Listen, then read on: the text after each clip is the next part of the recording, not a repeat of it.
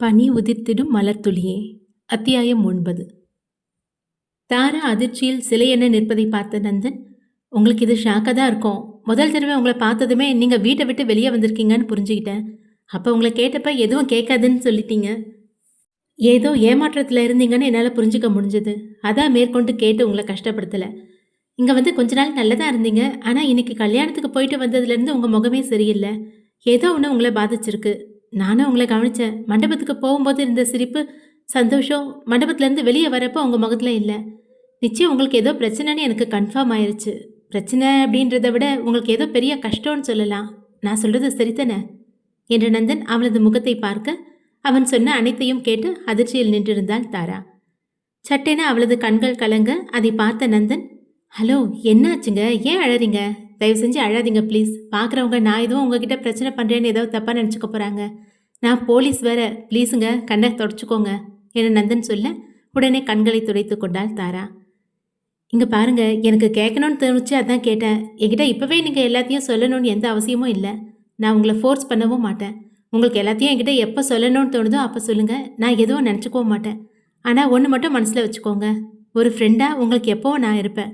உங்களுக்கு எப்போ என்ன உதவி வேணும்னாலும் என்கிட்ட நீங்கள் தயங்காமல் கேட்கலாம் என நந்தன் சொல்ல, தாரா சரி என தலையசைத்தாள். சரி, ஓகே, நீங்கள் போய் மகிரா கூட விளையாடுங்க, உங்களுக்கும் ரிலாக்ஸாக இருக்கும் என நந்தன் சொல்ல, தாரா எழுந்து மகிராவிடம் செல்ல, தினேஷின் வண்டி பார்க்கிற்குள் நுழைந்தது. எல்லாவற்றையும் மறந்து தாரா மகிராவிடம் விளையாடி கொண்டிருக்க, தினேஷ் சொன்ன மாதிரி அந்த பார்க்கிற்கு வந்தான். உள்ளே வந்தவன் பைக்கை பார்க் செய்துவிட்டு தாராவை சுற்றிலும் தேடினான். அவளை எங்கேயும் காணாமல் போக ஃபோனை எடுத்த தினேஷ் கண்ணனுக்கு ஃபோன் செய்து, ஒரே ரிங்கில் அவன் ஃபோனை அட்டன் செய்யவும், டேய், என்னடா பார்க் சொன்ன? வஉசி பார்க் தானே என தினேஷ் கேட்க, ஆமாண்டா, அந்த பார்க் தான். அங்கே போயிட்டியா? அவங்கள பார்த்தியா என கேட்டான் கண்ணன். வந்துட்டேன்டா, ஆனால் அவளை தான் காணோம்.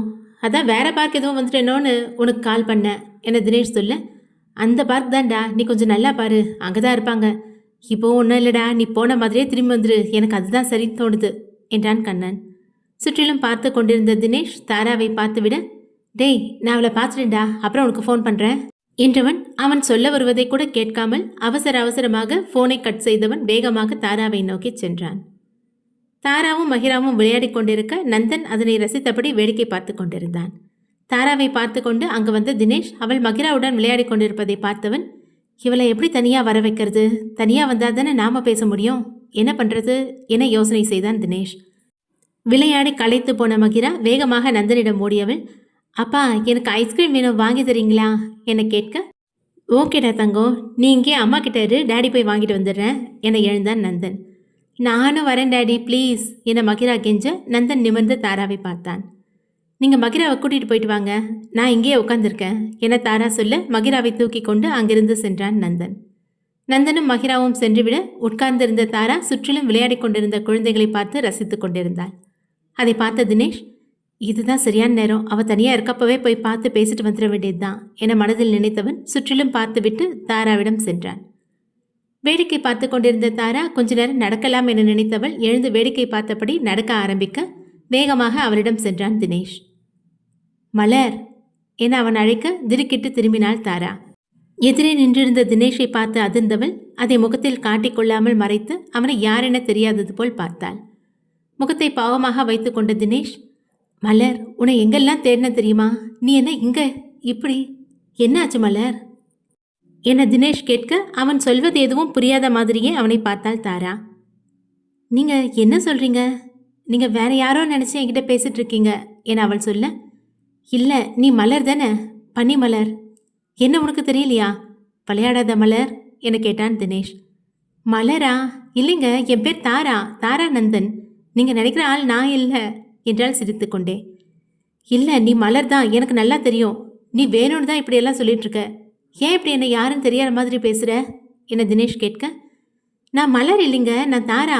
ஆனால் உங்களை எங்கேயோ பார்த்த மாதிரி எனக்கு ஞாபகம் இருக்குது, ஆனால் எங்கேன்னு சரியாக ஞாபகம் வரல என்னை யோசனையுடன் சொன்னவள் டக்குன்னு நினைவுக்கு வர, ஞாபகம் வந்துருச்சு, இன்னைக்கு உங்களுக்கு மேரேஜ் தானே, உங்கள் ஒய்ஃப் நேம் கூட ஷாலினி தானே என்ன சொல்ல தினேஷ் மெல்ல அதிர்ந்து போனான். தாரா கேட்டதற்கு அவன் பதில் எதுவும் சொல்லாமல் அமைதியாக இருக்க அவனை பார்த்த தாரா, சொல்லுங்க, என்ன பேசாமல் இருக்கீங்க என கேட்க, ஆமாம், அதை விடு, நீ உண்மையை சொல்லு, நீ தானே மலர், எதுக்கு என்கிட்ட போய் சொல்கிற? நீ மலர் தான் எனக்கு தெரியும், ஆனா பொய் சொல்லிட்டு இருக்கிற நீ என்றான் தினேஷ். அவன் சொன்னதை கேட்டு சிரித்த தாரா, இல்லைங்க நான் தாரா, என் ஹஸ்பண்ட் நேம் மகிழ்நந்தன், எனக்கு ஒரு பொண்ணு இருக்கா, பேரு மகிரா என சொல்ல அவளை நம்பாத பார்வை பார்த்தான் தினேஷ். இன்னும் நீங்க நம்பலையா? உங்களுக்கு நான் என்ன சொல்லி புரிய வைக்கிறது? ஆமா, நீங்க மலர்ன்னு சொன்னீங்கல்ல, அந்த பொண்ணுக்கு நீங்க என்ன வேணும் என கேட்க தினேஷ் திருத்திருவென முழித்தான். என்ன இவ மலர் இல்லை அது இதுன்னு சொல்லிட்டு இருக்கா, என்னை பார்த்து பதட்டம் இல்லாமல் இப்படி நிதானமாக பேசுகிறா. ஒருவேளை இது மலர் இல்லையோ, அவளை மாதிரி இருக்க வேற யாரோவா? இவ வேற ஷாலினிக்கு தெரிஞ்சவளா இருக்கா. நான் பாட்டுக்கு மலரும் நானும் காதலிச்சோன்னு சொன்னோன்னா அது கண்டிப்பாக ஷாலினிக்கு தெரிஞ்சிடும். இவ மலரா இல்லையான்னு முதல்ல உறுதி பண்ணிட்டு அப்புறம் எதுனாலும் இவகிட்ட பேசலாம் என மனதில் நினைத்தவன் நிமிர்ந்து அவளை பார்த்தான். என்ன கேட்டீங்க என அவன் மறுபடியும் கேட்க, நீங்கள் சொன்னீங்கல்ல அந்த மலருக்கு நீங்கள் என்ன வேணும்னு கேட்டேன் என்றாள் தாரா. அது மலர் எனக்கு தூரத்து சொந்தம். அவள் இல்லாமல் அவள் வீட்டில் எல்லாரும் ரொம்ப கஷ்டப்படுறாங்க. என்கிட்ட கூட சொல்லி வருத்தப்பட்டாங்க. மலர் அச்சு அசலாக உங்களை மாதிரி தான் இருப்பான், அதான் உங்களை மலர்னு நினச்சிட்டேன், சாரி என தினேஷ் சொல்ல, அப்படியா, என்ன மாதிரியே இன்னொரு பொண்ணு இருக்காங்களா? கேட்கவே ஆச்சரியமாக இருக்குங்க. ஆனால் நீங்கள் நினைக்கிற பொண்ணு நான் இல்லை. இப்போவாவது உங்கள் சந்தேகம் தீர்ந்துச்சா இல்லையா என சிரித்து கொண்டே கேட்டாள் தாரா. என் சந்தேகமே இப்போதான் அதிகமாக இருக்கு. நீ யாருன்னு மட்டும் எனக்கு கன்ஃபார்ம் ஆகட்டும், அப்புறம் உனக்கு இருக்கு மனதில் நினைத்தவன் வெளியே அதை காட்டிக்கொள்ளாமல் அவளை பார்த்து சிரித்தான். சாரிங்க, நான் தான் தப்பாக நினச்சிட்டேன். இப்போ எனக்கு தெளிவாயிருச்சு. நான் தான் உங்களை டிஸ்டர்ப் பண்ணிட்டேன், சாரி என தினேஷ் சொல்ல, பரவாயில்லைங்க, இப்போவாவது உங்களுக்கு ஒரு தெளிவு வந்துச்சே, ரொம்ப சந்தோஷம் என்றாள் தாரா. சரிங்க, நான் கிளம்புறேன் என தினேஷ் சொல்ல தாரா தலையசைக்க சரியாக அங்கே வந்து சேர்ந்தான் நந்தன். தினேஷை பார்த்த நந்தன் புருவம் சுருக்கி யோசித்தவன், நீங்கள் நாம் இதுக்கு முன்னாடி மீட் பண்ணியிருக்கோமா என்ன கேட்க, என்னங்க நீங்கள் அதுக்குள்ளே மறந்துட்டீங்களா? இன்னைக்கு காலையில் கல்யாணத்துக்கு போயிட்டு வந்தோம்ல, ஷாலினியோட மாப்பிள்ளைங்க என தாரா சொல்ல நந்தனுக்கு அப்பொழுது தான் நினைவு வந்தது. ஓ ஆமாம்மா, நான் அதுக்குள்ளே மறந்துட்டே பாருங்க, சாரி, ஹாய் என நந்தன் சிரித்து கொண்டே கை நீட்ட தினேஷும் கை குலுக்கினான். நீங்கள் எங்கே இங்கே ஷாலினியை கூட வந்திருக்காளா, எங்கே அவ என நந்தன் சுற்றிலும் தேட, இல்லைங்க நான் மட்டும்தான் வந்தேன், இங்கே ஒரு வேலையாக வந்தேன், ஷாலினி வீட்டில் இருக்கா என்றான் தினேஷ். அப்படியா, ஓகே ஓகே. தாராக்கிட்ட என்ன பேசிகிட்டு இருந்தீங்க? நான் அங்கே வரப்பவே கவனித்தேன், நீங்கள் ஏதோ சீரியஸாக பேசிகிட்டு இருந்த மாதிரி இருந்தது, எதுவும் பிரச்சனையா என நந்தன் இருவரையும் பார்த்து கேட்க தாரா பதட்டத்தை மறைத்து கொண்டு சிரித்த முகத்துடன் அவனை பார்த்தாள். பிரச்சனைலாம் ஒன்றும் இல்லைங்க, இவங்களுக்கு தெரிஞ்சவங்க யாரோ என்ன மாதிரியே இருப்பாங்களாமா, அதான் என்ன அவங்கன்னு தப்பாக நினச்சி கேட்டுட்டு வந்தார், அதான் நான் சொல்லிட்டு இருந்தேன் என தாரா தினேஷுக்கு சந்தேகம் வரக்கூடாது என உண்மையை நந்தனிடம் சொல்ல அவன் அதிர்ந்து போய் இருவரையும் பார்த்தான். தினேஷ் அவனையே பார்க்க அதை உணர்ந்த நந்தன் உடனே அதிர்ச்சியை மறைத்து கொண்டு சிரித்தவன், என்ன சொன்ன, உன்ன மாதிரி வேற ஒரு பொண்ணா, என்ன சொல்கிற நீ என கேட்க, ஆமாங்க, இவர் அப்படி தான் சொன்னார், அந்த பொண்ணு இவருக்கு தூரத்து சொந்தமா, அவளை கொஞ்ச நாளாக காணோமா, அதான் என்னை பார்த்துட்டு நான் தான் அந்த பொண்ணை நினச்சி கேட்டார், நான் அப்படி எதுவும் இல்லைன்னு சொல்லிட்டு இருந்தேன் என்றாள் தாரா. தினேஷை பார்த்த நந்தன், நீங்கள் சொல்கிறது எனக்கு ரொம்ப ஆச்சரியமாக இருக்குது பிரதர், நீங்கள் சொல்கிறத நம்பவும் முடியல, நம்பாமல் இருக்கவும் முடியல என சொல்ல, இருங்க நான் மலர் ஃபோட்டோவை காட்டுறேன், நீங்களே பாருங்கள், அப்புறம் என்னை நம்புறதா வேணாமான்னு நீங்களே முடிவு பண்ணுங்க என்ற தினேஷ் ஃபோனை எடுத்து மலரின் ஃபோட்டோவை தேடி எடுத்தான். இந்தாங்க நீங்களே பாருங்கள், இதுதான் மலர், பனி மலர் என தினேஷ் ஃபோனை நீட்ட அதை வாங்கிய நந்தன் பாவாடை தாவணியில் இருந்த தாராவை பார்த்து அதிர்ந்தான்.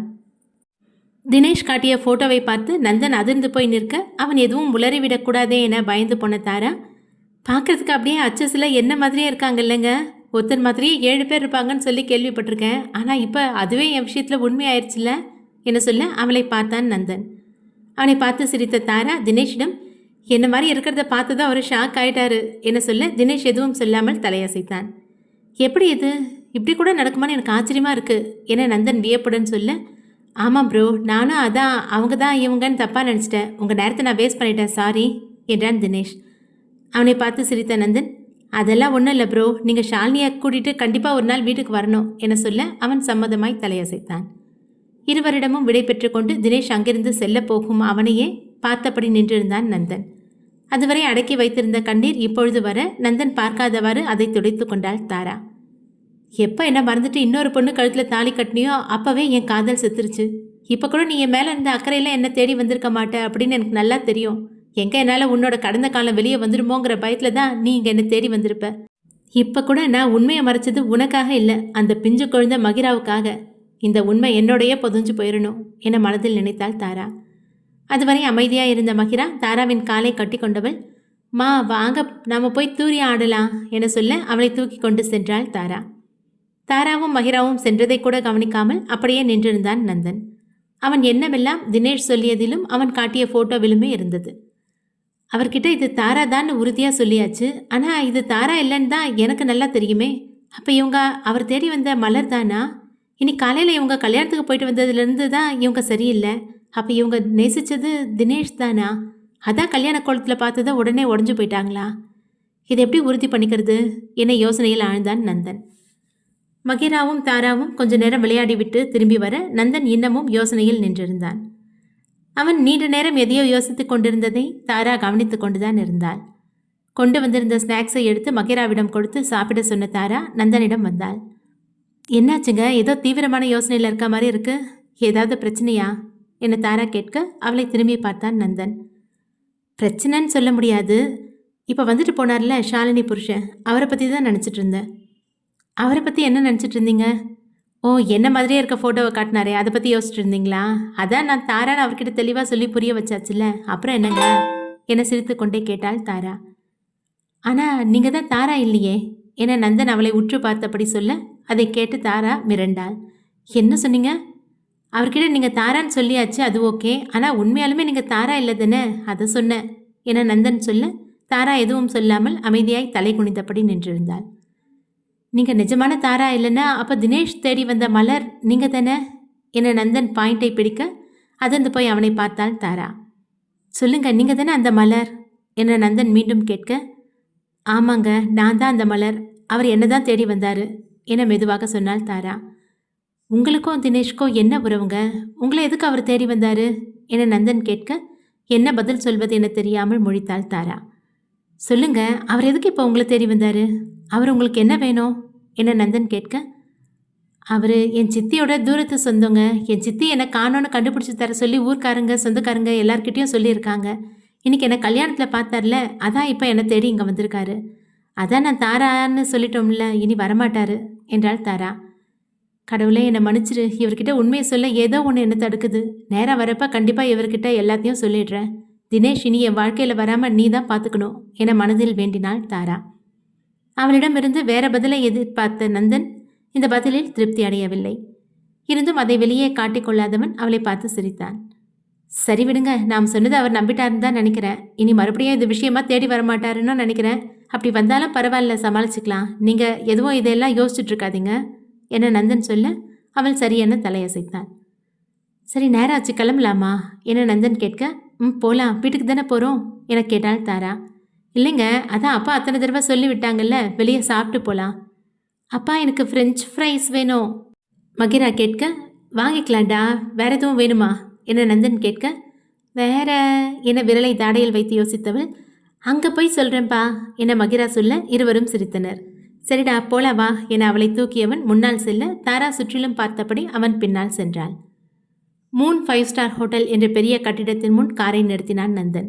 முதலில் இறங்கிய நந்தன் அவனை சென்று காரின் கதவை திறந்துவிட தாராவும் மகிராவும் கீழே இறங்கினர். மகிராவை தூக்கி கொண்ட நந்தன் முன்னால் செல்ல தாரா அங்கிருந்து நகராமல் அப்படியே நின்றிருந்தாள். கொஞ்ச தூரம் சென்ற நந்தன் பின்னால் திரும்பி பார்க்க தாரா வராமல் அங்கேயே நின்று கொண்டிருப்பதை பார்த்து மறுபடியும் அவளிடம் சென்றான். என்னாச்சுங்க, ஏன் இங்கே நின்றுட்டீங்க? வாங்க உள்ள போலாம் என நந்தன் கேட்க அவள் எதுவும் சொல்லாமல் அப்படியே நின்றிருந்தாள். அவள் எதற்கோ தயங்குவது புரிய அவளை பார்த்த நந்தன், என்னாச்சுங்க, எதுக்கு உள்ளே வர தயங்குறீங்க, வாங்க போகலாம் என கூப்பிட, இல்லைங்க, எனக்கு இந்த மாதிரி இடத்துக்கெல்லாம் வந்து பழக்கம் இல்லை, நீங்கள் போயிட்டு வாங்கல, நான் இங்கே இருக்கேன் என்றாள் தாரா தயக்கத்துடன். அவள் சொன்னதை கேட்டு சிரித்த நந்தன், ஏங்க நீங்கள் சின்ன பிள்ளை மாதிரி பேசிட்டு இருக்கீங்க, இது வரைக்கும் பழக்கம் இல்லைன்னா என்னங்க, இனி பழகிக்கோங்க, நான் தான் கூட இருக்கேன்ல, வாங்க என சொல்ல அரை மனதாய் தலையசைத்தாள் தாரா. நீங்கள் பயப்படாதீங்க, ஒன்றும் இல்லை, உள்ளே வந்தீங்கன்னா கொஞ்ச நேரத்தில் உங்களுக்கு பழகிறோம், நான் இருக்கேன், பயப்படாமல் வாங்க என்ற நந்தன் அவளது கையை பிடிக்க அதிர்ந்து போய் அவனை பார்த்தாள் தாரா. மகிராவை ஒரு கையில் தூக்கி வைத்திருந்த நந்தன் மற்றொரு கையை பிடித்து கொண்டு உள்ளே அழைத்து செல்ல அவனை பார்த்தபடி உள்ளே சென்றாள். சுற்றிலும் பார்த்து மிரண்டு போன தாரா பயத்தில் அவளது கைகள் நடுங்க அதை உணர்ந்த நந்தன் அவளது கையை இறுக பற்றி கொண்டான். ஒரு டேபிளுக்கு சென்று மகிராவை அமர வைத்தவன் தாராவிடம், நீங்களா உட்காருங்க என சொல்ல பயந்து கொண்டே சென்றவள் ஒரு சேரின் விளிம்பில் அமர்ந்தாள். அதை பார்த்த நந்தன், நல்லா உட்காருங்க, ஏன் இப்படி பயப்படுறீங்க, ஒன்றும் இல்லை, எல்லாரும் சாப்பிட தானே வந்திருக்காங்க, அவங்கவுங்க அவங்க வேலையை பார்க்க போகிறாங்க, யாரும் நம்மளை பார்க்க மாட்டாங்க, நீங்கள் ரிலாக்ஸ்டாக உட்காருங்க என சொல்ல சற்று உள்ளே தள்ளி அமர்ந்தாள் தாரா. ஆனாலும் அவள் கண்ணில் இன்னும் பயம் தெரிய சில வினாடி யோசனை செய்த நந்தன் வேகமாக எழுந்து செல்ல அதை பார்த்த தாரா மிரண்டாள். அவள் பயப்படுவதை பார்த்த மகிரா, அம்மா ஒன்றும் இல்லைம்மா, அப்பா போயிட்டான்னு நான் இருக்கேன், பயப்படாதீங்க என்ன பெரிய மனுஷி போல் சொல்ல அந்த நிலைமையிலும் அவள் சொன்னதை கேட்டு சிரித்தாள் தாரா. நந்தன் சில நிமிடங்களில் திரும்பி வந்தவன் இருவரையும் பார்த்து, எந்திரிங்க போலாம் என சொல்ல தாரா அவனை புரியாமல் பார்த்தாள். என்ன இப்படி பார்க்குறீங்க, வாங்க போலாம் என நந்தன் மறுபடியும் சொல்ல மகிரா முகம் வாடியது. பா சாப்பிட்டு போலாம் என மகிரா சோகமாய் சொல்ல, சாப்பிடலாண்டா நீ எழுந்து வா போலாம் என சிரித்து கொண்டே சொன்னான் நந்தன். எங்கே போலான்னு சொல்கிறீங்க, மகிரா சாப்பிட்டுட்டுங்க, பாவம் ரொம்ப ஆசையாக இருந்தா, அவள் சாப்பிடட்டுமே என தாரா சொல்ல நந்தன் மகிராவை திரும்பி பார்த்தான். அவள் முகம் வாடியிருப்பதை பார்த்த நந்தன், உனக்கு பிடிச்ச நீ கேட்ட ஃப்ரெஞ்சு ஃப்ரை என வாங்கி வந்ததை நீட்ட மகிரா சந்தோஷமாய் அதை வாங்கி கொண்டாள். இப்போ போகலாமா என நந்தன் கேட்க, போகலாம், ஆனால் நீங்களும் அம்மாவும் இன்னும் சாப்பிடலையே என கேட்டாள் மகிரா. அதெல்லாம் பார்த்துக்கலாம் வாங்க என்ற நந்தன் மகிராவை தூக்கி கொண்டு முன்னால் செல்ல தாரா வேறு வழி இல்லாமல் அவன் பின்னால் சென்றாள். அறையில் குறுக்கும் நெடுக்குமாக நடந்து கொண்டிருந்தாள் வர்ஷா. அவளை பார்த்து கொண்டு சேகர், அர்ச்சனா, அருணா அனைவரும் அமர்ந்திருந்தனர். ஏதாவது பேசுவாள் என அதுவரை அமைதியாயிருந்த அர்ச்சனாவின் பொறுமை காற்றில் கரைய, ஏய் இப்போ எதுக்கு எங்களெல்லாம் வர சொல்லிட்டு நீ இப்படி நடந்துட்டு இருக்க, நீ நடக்கிறத பார்க்கறதுக்கு தான் எங்களை வர சொன்னியா என கேட்க அவளை திரும்பி பார்த்தாள் வர்ஷா. ஒரு முக்கியமான விஷயம் பேசுதான் உங்களெல்லாம் வர சொன்னேன் என்றாள். என்ன சீக்கிரம் சொல்லுமா, எவ்வளோ நேரம் இப்படியே நாங்கள் உட்காந்துட்டு இருக்கிறது என்றார் சேகர். சொல்கிறேன்ப்பா, எனக்கு ஒரு யோசனை தோணுது. என்ன யோசனைமா? தாராவை பேசாமல் முடிச்சிட்டா என்ன? அதை கேட்டு மூவரும் அதிர்ந்தனர். என்ன சொல்ற நீ, முடிச்சிட்டாவா அப்படின்னா என அர்ச்சனா கேட்க, முடிச்சிட்டான்னா முடிச்சிட்டாதான், அவள் கதையே முடிச்சிடலான்னு சொல்கிறேன் என்றாள் வர்ஷா. ஏய் என்னடி சொல்கிற, நீ சொன்னதை கேட்டு எனக்கு நெஞ்செல்லாம் பதறுது, என்ன பேசுகிறேன்னு யோசிச்சு தான் பேசுகிறியா என அர்ச்சனா கேட்க, எல்லாம் நான் யோசிச்சு தான் பேசுகிறேங்க்கா, அவளை இங்கேருந்து ஒழிக்கணுன்னா இதுதான் வழி, வேற எப்படி அவளை இங்கேருந்து துரத்துறது சொல்லுங்கள், ஏதாவது ஒரு வழி கிடைக்கும்டி, அதுக்குன்னு கொலை பண்ணுற அளவுக்கு போகணுமா என்ன என அர்ச்சனா அதிர்ச்சியுடன் கேட்க, இல்லைக்கா நான் நல்லா யோசிச்சுட்டேன், நமக்கு இருக்க ஒரே வழி இதுதான், இதை விட்டால் நம்மளால் அவளை வெளியே அனுப்பவே முடியாது என்றாள் வர்ஷா. என்னது கொலை பண்ணணுமா என அருணா கத்த ஓடிப்போய் அவளது வாயை பொத்தினாள் வர்ஷா. ஏய் கத்தாத, யாருக்கு அதுலையாவது விழுந்துற போகுது, ஒழுங்கா அமைதியா இரு சொல்லிட்டேன் என வர்ஷா மிரட்ட அமைதியானாள் அருணா. மெதுவாக அவளது வாயிலிருந்து வர்ஷா கையை எடுக்க பயந்து போன அருணா பக்கத்தில் நின்றிருந்த அர்ச்சனாவின் கையை கெட்டியாக பிடித்து கொண்டாள். அர்ச்சனாவை பார்த்த வர்ஷா, அக்கா நான் சொல்கிறத சொல்லிட்டேன், நீங்கள் என்ன சொல்கிறீங்க என கேட்க சில நிமிடம் யோசித்த அர்ச்சனா ஒரு முடிவுடன் அவளை பார்த்தவள், நீ சொல்கிறது தான் சரி வர்ஷா, அவள் கதையை முடிச்சிடலாம் என சொல்ல அதை கேட்டு அருணா அதிர்ந்து போய் அவளை பார்த்தாள். அக்கா என்ன சொல்லிட்டு இருக்க, என்ன பேசுகிறோன்னு தெரிஞ்சுதான் பேசுறியா என அருணா அதிர்ச்சியுடன் கேட்க, எல்லாம் தெரிஞ்சுதான் பேசுகிறேன், வர்ஷா சொன்ன மாதிரி இதை விட்டால் நமக்கு வேற வழி இல்லை, அவள் கதையை முடிச்சாதான் நமக்கு ஒரு வழி கிடைக்கும், வேற என்ன செஞ்சோ அவளை இந்த வீட்டை விட்டு அனுப்ப முடியாது, இதுதான் வழி என்றாள் அர்ச்சனா.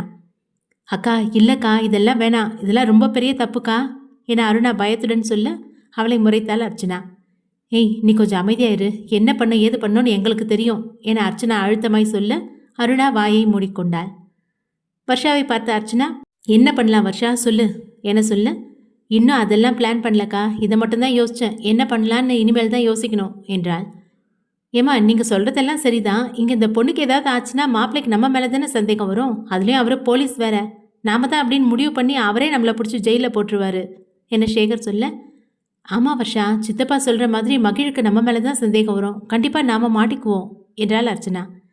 அவர்களை பார்த்து சிரித்த வர்ஷா, இதை இங்கே வச்சு அவள் கதையை முடிச்சாதானே நம்ம மேலே சந்தேகம் வரும், வெளியே வச்சு அவளை முடிச்சா எப்படி சந்தேகம் வரும் என்ன சொல்ல, என்ன வர்ஷா நீ அப்படியே வெளியே வச்சு முடிச்சாலும் நாம தான் செஞ்சோன்னு நினைக்க மாட்டாங்களா? ஏம்மா அப்போ அதுக்குன்னு அவள் சாகிறப்ப நாமளும் அவள் கூடவே இருக்க முடியும் என்றார் சேகர். அவர் சொன்னதை கேட்ட வர்ஷா, சூப்பர் ஐடியா என சொல்ல மூவரும் எதுவும் புரியாமல் ஒருவரை ஒருவர் பார்த்து கொண்டனர். என்ன சூப்பர் ஐடியா என சேகர் கேட்க அவரை பார்த்து சிரித்த வர்ஷா, என்னப்பா நீங்கள் இப்போ நீங்கள் தானே சொன்னீங்க அவள் சாகிறப்ப நாமளும் கூடவா இருக்க முடியும்னு, அப்படி நாம் இருந்தால் நம்ம மேலே யாருக்கும் சந்தேகம் வராதில்ல, நாம் மட்டும் இல்லை குடும்பத்தில் இருக்க எல்லாருமே அப்போ இருக்கணும், எல்லாரும் இருக்கப்போ அவளுக்கு ஏதாவது நடந்துச்சுன்னா அது ஒரு விபத்தாக தானே தெரியும், யாருக்கும் சந்தேகம் வராது, என்ன சொல்கிறீங்க என கேட்டாள். அவள் சொன்னதை கேட்ட அர்ச்சனா, நீ சொன்னதை கேட்கறதுக்கெல்லாம் நல்லதாக இருக்குது, ஆனால் எப்படி அது நடக்கும், எல்லாரும் ஒன்றா இருக்கிறது வீடு தான், அப்போ வீட்டில் வச்சு அவளை முடிக்கலான்னு சொல்கிறியா? இல்லைக்கா வீட்டில் வேணாம், எல்லாரும் சேர்ந்து வெளியே எங்கேயாவது போகணும், அங்கே வச்சு அவள் கதையை முடிக்கணும். நீ சொல்கிறதெல்லாம் சரிதாம்மா, ஆனால் எல்லாரும் எங்கே போகிறது, அதுக்கு தங்கச்சியும் மாப்பிள்ளையும் ஒத்துக்கணுமே. அவங்க ஒத்துக்கிற மாதிரி ஒரு இடத்துக்கு போகணும். முக்கியமா அதை அவங்களே சொல்லணும் என வர்ஷா சொல்ல யாருக்கும் எதுவும் புரியவில்லை. நான் என்ன சொல்றேன்னு புரியலையா? தெளிவா சொல்றேன், நல்லா கேட்டுக்கோங்க. நாம ஒரு இடத்துக்கு போலான்னு சொல்லி அங்க அவளுக்கு ஏதாவது ஆச்சுன்னா அப்போவும் நம்ம மேல தான் சந்தேகம் வரும். அதுக்கு நாம இடம் கொடுக்கக்கூடாது. இதுக்கும் நமக்கும் எந்த சம்பந்தமும் இல்லைங்கிற மாதிரி தான் ஒவ்வொரு விஷயத்தையும் பார்த்து பார்த்து பண்ணணும் என சொல்ல மூவருக்கும் தெளிவாய் புரிந்தது. நீ சொல்றது எனக்கு புரியுது வர்ஷா, ஆனா அவங்க எப்படி சொல்லுவாங்க என அர்ச்சனா கேட்க, அதுக்கும் ஒரு வழி இருக்குக்கா. இப்போ என்ன தை மாசம் தானே, மாமாவோட கிராமத்தில் கோவில் கொடை வருது இல்லை, அது கூட மாமாவுக்கு தான் பரிவட்டம் கட்டணும்னு ஊர்ல இருந்து வந்து எல்லாரும் சொல்லிட்டு போனாங்கல்ல. நாளைக்கு கழிச்சு மறுநாள் தான் ஊருக்கு போறது. அங்க வச்சு தான் நம்ம வேலையை முடிக்கணும் என்றாள். அட ஆமால்ல, இதை நான் மறந்தே போயிட்டேன் பாரு. எல்லாம் ஒத்து வருதுன்னா கண்டிப்பா நல்லது தான் நடக்கும் என சேகர் சொல்ல அர்ச்சனாவும் வர்ஷாவும் சிரிக்க அருணா மட்டும் பயந்து போய் நின்றிருந்தாள். மகிராவையும் தாராவையும் காரில் ஏற்றிய நந்தன் எதுவும் சொல்லாமல் காரை ஓட்டிக்கொண்டே இருக்க பொறுமை இழந்த தாரா, இப்போ எங்கே போகிறோன்னு சொல்ல போறீங்களா இல்லையா என கேட்க, கோவப்படாதீங்க, சொல்கிறேன் வாங்க, உங்களை ஒன்றும் நான் கடத்திட்டு போக மாட்டேன் என்றான் சிரித்துக்கொண்டே. நான் அப்படியெல்லாம் நினைக்கலைங்க, நீங்கள் பசிக்குதுன்னு தானே சாப்பிடலான்னு சொன்னீங்க, இப்போ சாப்பிட போயிட்டு சாப்பிடாம கூட்டிகிட்டு வந்துட்டீங்க. நான் எதுவும் தப்பு பண்ணிட்டேனா என தாரா கேட்க அவளை பார்த்து சத்தமாய் சிரித்தான் நந்தன். ஏங்க அதெல்லாம் எதுவும் இல்லைங்க, நீங்கள் ஏன் இப்படியெல்லாம் நினைக்கிறீங்க? அவ்வளோதான், கிட்ட வந்தாச்சு, நீங்களே பாருங்க என்ற நந்தன் வண்டியை ஓட்ட தாரா அதற்கு மேல் எதுவும் தொந்தரவு செய்யாமல் அமைதியாக வெளியே வேடிக்கை பார்க்க ஆரம்பித்தாள். நந்தன் சில நிமிடத்தில் ஒரு ரோட்டு கடை முன் காரை நிறுத்த தாரா திரும்பி அவனை பார்த்தாள். என்ன பார்க்குறீங்க, இறங்குங்க என்றவன் கீழே இறங்கி வந்து அந்த பக்கம் கதவை திறக்க மகிரா முதலில் கீழே இறங்கினாள். அவளை தொடர்ந்து கீழே இறங்கிய தாரா அவனை புரியாமல் பார்க்க, இங்கே ஏன் கூட்டிகிட்டு வந்திருக்கீங்க என கேட்க அவளை பார்த்து சிரித்தான் நந்தன். உங்களுக்கு பிடிக்காது எனக்காக நீங்கள் செய்ய வேண்டாம், அதுவும் பயத்தோடு நீங்கள் அதை செய்யணும்னு எந்த அவசியமும் இல்லைங்க. உங்களுக்கு எது கம்ஃபர்டபுளோ அதை செய்யுங்க. இங்கே சாப்பிட்றதுல உங்களுக்கு எதுவும் பிரச்சனை இல்லையே என நந்தன் கேட்க, இல்லை என தலையாட்டினாள் தாரா. சரி வாங்க சாப்பிடலாம் என்ற நந்தன் மகிராவிற்கு வாங்கி கொண்டு வந்ததை எடுத்துக்கொள்ள மூவரும் சென்று அங்கு போடப்பட்டிருந்த சேரில் அமர்ந்தனர். கடைப்பையன் வந்து ஆர்டர் கேட்க நந்தன் அவனுக்கு வேண்டியதை சொல்ல அவன் அதை ஒரு சின்ன துண்டு பேப்பரில் எழுதி கொண்டான். நீங்கள் என்ன சாப்பிட்றீங்கன்னு சொல்லுங்க என நந்தன் சொல்ல தலையசைத்த தாரா அவளுக்கு வேண்டியதை சொல்ல அதையும் குறித்து கொண்டு சென்றான் பையன். நந்தனிடமிருந்து இதை எதிர்பார்க்காதவள் அவனது செயலில் நெகிழ்ந்து போனாள். அவளுக்காக யோசித்து அவன் இதை செய்ததை நினைத்தவளுக்கு ஏனோ கண்கள் கலங்கியது. அதை பார்த்த நந்தன், என்னாச்சுங்க, ஏன் கண் கலங்குது? உங்களுக்கு இங்கே ஓகே தானே, இல்லை வேற இடத்துக்கு போகலாமா என பதறி போய் கேட்க, இல்லைங்க எனக்கு இதுவே ஓகே தான். எனக்காக யோசிச்சு நீங்கள் இதை செஞ்சதும் எனக்கு கண்ணு கலங்கிடுச்சு. என் அப்பா கூட என் விருப்பத்துக்கு எதுவும் செஞ்சதில்லை, ஆனால் நீங்கள் பண்ணது பெரிய விஷயங்க. நீங்கள் இந்த மாதிரி இடத்துல எல்லாம் இதுக்கு முன்னாடி சாப்பிட்ருக்கவே மாட்டீங்க. எனக்காக இங்கே கூட்டிகிட்டு வந்திருக்கீங்க, அதுவும் நான் உங்ககிட்ட வாய் விட்டு சொல்லாமலே என் நிலைமையை புரிஞ்சுக்கிட்டு எனக்கு எது சரியாக இருக்குமோ அங்கே கூட்டிகிட்டு வந்திருக்கீங்க. இதெல்லாம் ரொம்ப பெரிய விஷயங்க என்றாள் தாரா. என்னங்க நீங்கள், நான் நினச்சதே வேறங்க. உங்களுக்கு அந்த இடம் பழக்கம் இல்லைனாலும் உங்களை நான் அங்கே சாப்பிட வைக்கலான்னு தான் முதல்ல நினச்சேன். சரி, எடுத்ததும் உங்களை அன்கம்ஃபர்டபுளாக நினைக்க வைக்க வேண்டாமேன்னு தான் இங்கே கூட்டிகிட்டு வந்தேன். இங்கே சாப்பிட்றது ஒன்றும் தப்பு இல்லைங்க, ஆனால் தெரியாத விஷயத்த தெரியாமையே வச்சுக்கிறது, அதுக்கு பயப்படுறது தான் ரொம்ப தப்பு. தெரியாத கற்றுக்கிறது ஒன்றும் தப்பு இல்லைங்க. நாம் நெக்ஸ்ட் டைம் அங்கே தான் சாப்பிட போகிறோம் என நந்தன் சொல்ல தாரா தலையசைத்தார். மகிரா வாங்கி கொண்டு வந்திருந்த ஃப்ரெஞ்ச் ஃப்ரைஸை சாப்பிட்டு கொண்டிருக்க ஆர்டர் செய்த உணவை கடைப்பையன் கொண்டு வந்து வைத்து விட்டு செல்ல நந்தனும் தாராவும் அதை சாப்பிட ஆரம்பித்தனர். நந்தன் சாப்பிட்டு கொண்டே மகிராவிற்கும் ஊட்டி விட்டு கொண்டிருக்க அவனையே பார்த்தபடி சாப்பிட்டாள் தாரா. நந்தன் அவளை பார்த்து என்னவென புருவத்தை உயர்த்தி கேட்க ஒன்றுமில்லை என தலையசைத்தவள் அவன் பார்க்காத நேரம் அவனை பார்த்தாள். பார்க்கில் தாராவை சந்தித்து விட்டு வந்த தினேஷ் கண்ணனை ஒரு காஃபி ஷாப்பிற்கு வர சொல்லியிருக்க அவனும் அங்கே வந்து சேர்ந்தான். என்னாச்சுடா, எதுக்கு உடனே ஃபோன் பண்ணி வர சொன்ன, அதுவும் இந்த நேரத்தில்? நீ இங்கே என்னடா பண்ணுற? இன்னைக்கு தான் உனக்கு கல்யாணம் ஆகிருக்கு, ஞாபகம் இருக்குல்ல? இப்போ நீ உன் பொண்டாட்டி கூட இருக்கணும் என கண்ணன் அவனை பார்த்து கிண்டல் அடிக்க, டே ஏண்டா நீ வேற நிலைமை தெரியாமல் பேசிகிட்டு இருக்க, என்ன நடந்துச்சுன்னு சொன்னால் நீயே ஷாக் ஆயிடுவ என்றவன் பார்க்கில் நடந்ததை சொல்ல அதை கேட்ட கண்ணன் அதிர்ந்தான். என்னடா சொல்கிற, அப்படின்னா அது மலர் இல்லையா? இல்லைன்னு தான் அவங்க சொன்னாங்கடா. மலராக இருந்தால் என்னை பார்த்து ஷாக் ஆகிருப்பா, எனக்கு கல்யாணம் ஆனதை நினச்சி மனசு உடஞ்சி பேசியிருப்பா. ஆனால் அவங்க தெளிவாக தைரியமாக பேசினாங்கடா. எனக்கு தெரிஞ்சு இந்த நிலைமையில மலர் இப்படியெல்லாம் பேசவே மாட்டா. ஆனால் அவங்க பேசுனதை வச்சு பார்த்தப்ப அவங்க மலர் இல்லைன்னு தான் எனக்கும் தோணுது என தினேஷ் சொல்ல, நீ சொல்கிற மாதிரி அவங்க மலர் இல்லை அப்படின்னா அதுக்கு நீ சந்தோஷம் தானேடா படணும், நீ ஏன் இப்படி இருக்க என புரியாமல் கேட்டான் கண்ணன். என்னன்னு தெரியலடா, என்னால் சந்தோஷமாக இருக்க முடியல. உள்ளுக்குள்ளே ஏதோ ஒரு நெருடல் இருந்துகிட்டே இருக்குது. ஆனால் அது என்னன்னு என்னால் சரியாக சொல்ல முடியல. உனக்கு அவங்க மலராக இருப்பாங்களோன்னு இன்னும் சந்தேகமாக இருக்கா என கேட்டான் கண்ணன். தெரியலடா, அவங்க பேசுனத வச்சு பார்த்தப்ப அது மலர் இல்லன்னு தான் தோணுது. ஆனா மனசுல ஒரு ஓரத்துல உள்ளுணர்வு அது மலர் தான் அப்படின்னு சொல்லிட்டே இருக்கு. என்ன செய்யறது? எத நம்புறதுன்னு ஒரே குழப்பமா இருக்குடா என தினேஷ் சொல்ல, என்னடா நீ இப்படி சொன்னா என்ன அர்த்தம்? சீக்கிரமாவே ஏதாவது ஒரு முடிவுக்கு வா. நீ இப்படியே இருந்தேன்னா ஷாலினிக்கு உன் மேல சந்தேகம் வந்துரும். அதனால சீக்கிரமே இதுக்கு ஒரு வழி பண்ணு என கண்ணன் சொல்ல, அவன் சொல்வதும் சரிதான் என நினைத்தான் தினேஷ். நீ சொல்றதும் சரிதான்டா. இதுக்கு ஒரே வழி, நான் மறுபடியும் போய் அவளை பார்க்கணும். ஆனா எப்படி மறுபடியும் போய் பார்க்கறது? அந்த போலீஸ்காரன் வேற தெளிவா சொல்லி அனுப்பியிருக்கான். இன்னும் எனக்கு சந்தேகமா இருக்குன்னு எப்படிடா மறுபடியும் போய் நிக்கிறது என தினேஷ் கேட்க கண்ணன் யோசனையில் ஆழ்ந்தான். சில நிமிடம் யோசித்த கண்ணன், ஏண்டா அந்த போலீஸ் தான் உன் ஒய்ஃபுக்கு ரொம்ப க்ளோஸ் இல்ல, உங்களை கூட விருந்துக்கு வர சொல்லியிருக்காருல, அதுக்கு போற மாதிரி போயிட்டு உன் சந்தேகத்தை தீர்த்துட்டு வந்துரு என சொல்ல, சில வினாடி யோசித்த தினேஷ், எனக்கும் அதுதான்டா தோணுது. நான் ஷாலினிக்கு சந்தேகம் வராத மாதிரி இதை பத்தி அவகிட்ட பேசுறேன். பேசிட்டு உங்ககிட்ட என்னன்னு சொல்றேன் என்றான். சரிடா, நீ முதல்ல கிளம்பு. நீ இதெல்லாம் போட்டு குழப்பிட்டு இருக்காத. ஷாலினி கூட சந்தோஷமா இருக்க வழியை பாரு. நீ எதிர்பார்த்த மாதிரி உனக்கு ஒரு வசதியான வாழ்க்கை கிடைச்சிருக்கு. அதை சந்தோஷமா வாழப்பாரு. எதையும் ஆறப்படாம சட்டுன்னு ஆக வேண்டிய வேலையை பார். நான் என்ன சொல்றேன்னு புரியுதுல்ல என கண்ணன் சொல்ல, அவன் தலையசைத்தான். சரிடா, உன் ஒய்ஃபுக்கு பிடிச்சதா ஏதாவது வாங்கிட்டு போ. நான் பாரு இதெல்லாம் உங்ககிட்ட சொல்லிட்டு இருக்கேன், உனக்கு தெரியாது இருக்கா என்ன என கண்ணன் சிரிக்க தினேஷும் சிரித்தான். நந்தன் சாப்பிட்டு முடித்திருக்க தாராவும் மகிராவும் இன்னும் சாப்பிட்டு கொண்டிருந்தனர். அவனுக்கு ஃபோன் வர அதை அட்டன் செய்தவன் சற்று தள்ளி போய் பேசினான். மகிராவுடன் சிரித்து பேசியபடி சாப்பிட்டு கொண்டிருந்தாள் தாரா.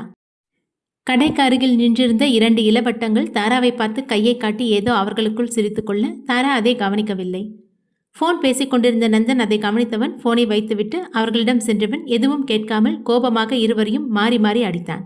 அதை பார்த்து பதறிப்போன தாரா மகிராவை அங்கேயே இருக்கச் சொல்லிவிட்டு வேகமாக எழுந்து நந்தனிடம் ஓடினாள். இருவரையும் வெளுத்து வாங்கியவன் அங்கிருந்த கட்டையை எடுத்து இருவரையும் அடிக்க, நந்தன் கொஞ்சம் அசந்த நேரத்தில் ஒருவன் நந்தன் கண்ணில் மண்ணை அள்ளி போட இன்னொருவன் சென்று நந்தனின் கையை பின்னால் வளைத்து கொண்டான். மண்ணை அள்ளி போட்டவன் நந்தன் கையில் இருந்த கட்டையை வாங்கி அவனை அடிக்கப் போக இடையில் வந்த தாரா கட்டையை பிடித்தாள். டேய், அவளையும் 4 அடி அடிடா, தூக்கிட்டு போயிடலாம். அவளுக்காக தானே இவன் நம்மளை அடிக்க வந்தான். அவளை தூக்குனா தான் ஏன்டா நம்ம மேலே கையை வச்சோன்னு நினைப்பான். அடிடா அவளை என நந்தனை பிடித்திருந்தவன் கத்த, நந்தனுக்கு எங்கிருந்துதான் அவ்வளவு கோபம் வந்ததோ காலால் பின்னால் இருந்தவனை ஓங்கி உதைக்க அவன் வலி தாங்க முடியாமல் சுருண்டு விழுந்தான். இன்னொருவன் தாராவின் தலையில் அடிக்கப் போக அதற்குள் ஓடி வந்த நந்தன் அவனை உதைக்க 4 அடி தள்ளி போய் விழுந்தான் அவன். தாராவின் கையை பிடித்த நந்தன், உனக்கு ஒன்றும் இல்லை அடி எதுவும் படலையே என கேட்க, எனக்கு ஒன்றும் இல்லைங்க, நான் நல்லா இருக்கேன், உங்களுக்கு ஒன்றும் இல்லையே என பதட்டத்துடன் கேட்டாள் தாரா. எனக்கும் ஒன்றும் இல்லை, நீ போய் மகிரா கூட இருப்போ என நந்தன் கத்த தாரா மகிராவிடம் ஓடினாள். கட்டையை எடுத்து நந்தன் மறுபடியும் இருவரையும் வெளுத்து வாங்கியவன் இருவரையும் பிடித்து கையையும் காலையும் இறுக்கமாக கட்டி ஃபோனை எடுத்து ஸ்டேஷனுக்கு ஃபோன் செய்து உடனே கிளம்பி வரச் சொல்லி ஃபோனை வைத்தான். சட்டையை உதறியவன் தாராவிடம் செல்ல மகிரா பயந்து போய் அவளுடன் ஒட்டி கொண்டிருந்தாள். தாராவை பார்த்த நந்தன், உங்களுக்கு ஒன்றும் அடிப்படலைல்ல என மறுபடியும் கேட்க, அதெல்லாம் எதுவும் இல்லைங்க. அம்மா, அவங்கள எதுக்கு நீங்கள் அடிச்சிங்க? யார் அவங்க என கேட்டாள் தாரா. அவனை தப்பாக பேசி கிண்டல் அடித்ததற்காக தான் அடித்தோம் என எப்படி சொல்வது என தயங்கி நின்றான் நந்தன். அதற்குள் போலீஸ் ஜீப் வந்துவிட நந்தன் அங்கு சென்றான். கீழே இறங்கி வந்த இன்ஸ்பெக்டர் அவனுக்கு சல்யூட் வைக்க தலையசைத்த நந்தன், இவனுக்கு 2 பேரையும் இழுத்துட்டு போங்க, நான் நாளைக்கு வர வரைக்கும் இவனுங்களுக்கு தண்ணி கூட கொடுக்கக்கூடாது, கூட்டிட்டு போங்க என சொல்ல சரியென தலையசைத்த இன்ஸ்பெக்டர் கான்ஸ்டபிளை பார்க்க அவர்கள் வந்து இருவரையும் இழுத்து கொண்டு ஜீப்பிற்கு சென்றனர். இன்ஸ்பெக்டர் மறுபடியும் ஒருமுறை நந்தனுக்கு சல்யூட் வைத்துவிட்டு சென்று ஜீப்பில் ஏற ஜீப் கிளம்பியது. நடந்த அனைத்தையும் பார்த்து கொண்டிருந்த ஒரு பெண்மணி தாராவின் அருகில் சென்று, இவனுக்கு 2 பேரும் இப்படிதாம்மா, எப்போ பாரு இங்கே வந்து நின்றுட்டு போகிற வர பொம்பளை பிள்ளைங்கள அசிங்கமாக பேசி கிண்டல் அடிச்சிட்டு இருப்பானுங்க. இவனுக்கு ரவுடிங்க வேறையா, அதனால யாரும் எதுவும் கேட்காம பயந்து போய் இருந்தாங்க. அது இவனுங்களுக்கு வசதியாக போயிடுச்சு. எப்பவும் போல இன்னைக்கு உங்களை பற்றி ஏதோ தப்பாக பேசி சிரிச்சிட்டு இருந்தானுங்க. அதை பார்த்துட்டு தான் சார் அவனுங்களை வெளுத்து வாங்கிட்டாருமா. எல்லாரையும் பேசுகிற மாதிரியே போலீஸ்காரர் பொண்டாட்டியை பேசினா சும்மா விடுவாங்களா? ஆனாலும் சாருக்கு உங்கள் மேலே பாசம் ரொம்ப தான்மா, அதான் உங்களை பேசினதை தாங்க முடியாமல் வெளுத்து வாங்கிட்டாரு. இந்த மாதிரி புருஷன் கிடைச்சதுக்கு நீங்கள் ரொம்ப கொடுத்து வச்சிருக்கணும். இன்னைக்கு சார் அடித்த அடிக்க நீ ஜென்மத்துக்கும் இந்த பக்கம் வரமாட்டானுங்க என சந்தோஷமாய் சொன்னவர் அங்கிருந்து செல்ல தாரா நந்தனை பார்த்தாள். அப்போ என்னை தப்பாக பேசினதுக்கு தான் அவங்கள அடித்தாரா? என்னை தப்பாக பேசினா அதை அவரால் தாங்கிக்க முடியலையா? என் மேலே அவருக்கு இவ்வளோ அக்கறை இருக்கா என நினைத்தவள் நந்தனையே பார்த்து கொண்டு நின்றாள். சாப்பிட்டதற்கான பணத்தை அவன் கடைக்காரனிடம் நீட்ட பதறிப்போனவன், இல்லை சார் வேணாம், அதெல்லாம் வேணாம் சார் என மறுக்க, ஏன் வேணான்றீங்க, வாங்கிக்கோங்க இந்தாங்க என்றவன் பணத்தை நீட்ட அதற்கு மேல் மறுக்காமல் பணத்தை வாங்கி கொண்டான் கடைக்காரன். தாராவின் அருகில் வந்த நந்தன், கிளம்பலாமா என கேட்க, போலான், நான் உனக்கு கேட்கவா என்றாள் தாரா தயங்கியபடி. என்ன கேளுங்க என நந்தன் சிரித்து கொண்டே சொல்ல, இவ்வளவு நேரம் ருத்ர தாண்டவம் ஆடிக்கொண்டிருந்த நந்தனா இது என்கிற மாதிரி தோன்றியது தாராவிற்கு. அவள் அவனையே இமைக்காமல் பார்த்து கொண்டிருக்க அவள் முன் சொடக்கு போட்ட நந்தன், ஏதோ கேட்கணும்னு சொல்லிட்டு இப்படி நின்றுட்டு இருக்கீங்க, கேட்கணுமா இல்லை வேணாமா?